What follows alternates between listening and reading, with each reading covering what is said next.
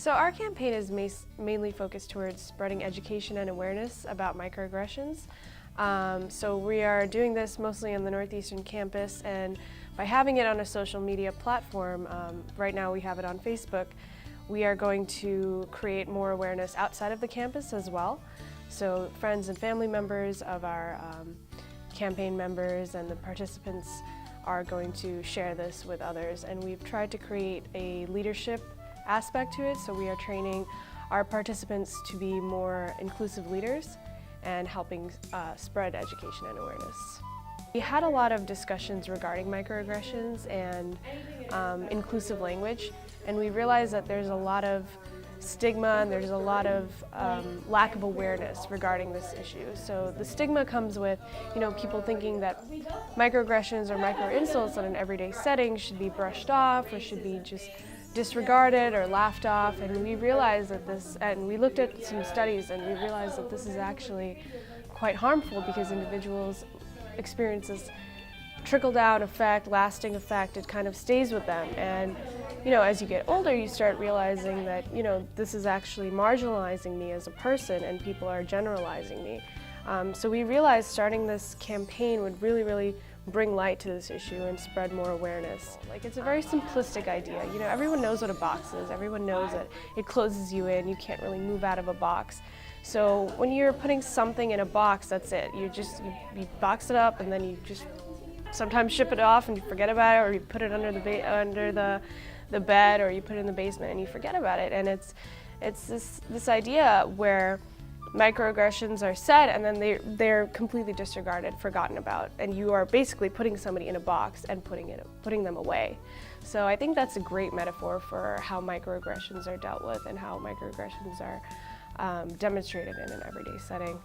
So a microaggression, I could give you the real definition, but what I like to think of it as is when you're in a conversation and somebody says something that you think that just doesn't sound right to you, and you think kind of hits you in the wrong space and just makes you question that a little bit. So it's easy to know if somebody's being blatantly racist or blatantly sexist, but it's the little more subtle comments that really make you feel uncomfortable and are more questionable.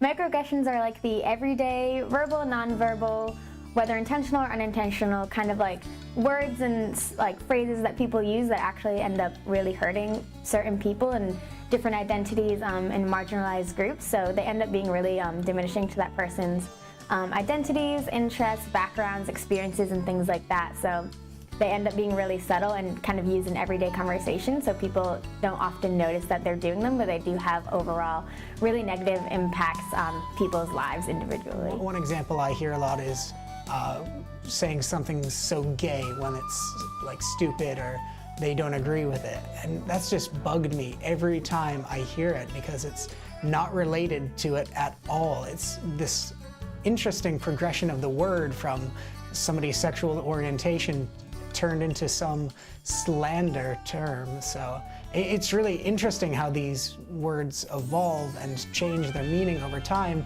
but at the same time, you're not being true to the word's original meaning with so many different definitions out there. It's really uncomfortable for somebody who would identify as gay or lesbian or anybody from the LGBT community. One really common example is if a person is a person of color and someone may be going up to them saying, you don't act black, or you sound so white, and things like that, that kind of make it seem like they should be acting a certain way just because of their skin color, or they're not meeting their certain expectations people have for them based on that identity. Aside from the commonplace, the common in microaggressions oh, where are you from? No, where are you really from? Oh, you know what I mean. Where are you actually from? Come on, you can't be from New Jersey. Also just not looking at somebody directly in the eye, as you mentioned, looking down, or maybe just showing some type of lack of connection with the person. And I think that's a huge thing, and people don't often think about those things. And it could just be innate. It could just be, that it's out of habit that people don't do that. They don't look at certain people in the eye because of their background or ethnicity or socioeconomic class or even ability. So just things like that really don't even have to be words. It could just be gestures. It could just be the way somebody interacts with you on a physical level. It's easy to tell someone to stop being so sensitive, but that ends up putting the blame on them, whereas really it would be just as easy to just kind of avoid saying mean things to people. Just shift your language a little bit to make everyone feel a little more comfortable in their own skin. People can feel comfortable being who they are without feeling like they're going to be judged or attacked in just casual conversations day to day. Like I said, don't be afraid to say something. I know it can be difficult, I know it can be uncomfortable, but really if you talk to somebody one-on-one, more likely than not, they're going to be completely understanding and reasonable. So just don't be afraid. Have your voice, be proud of what you're feeling, and just do it. And if you speak up and say something, that can inspire others to do the same. And it really is just creating a chain reaction of being more comfortable and being more accepting through the language we use. This campaign is really giving people a voice because people are being able to say, hey, you know what, I wanted to say something to that person, but I didn't, so I'm going to say it right now. And I think that's a great start, and I think that having this type of step forward is definitely going to lead to people having a voice in the real world.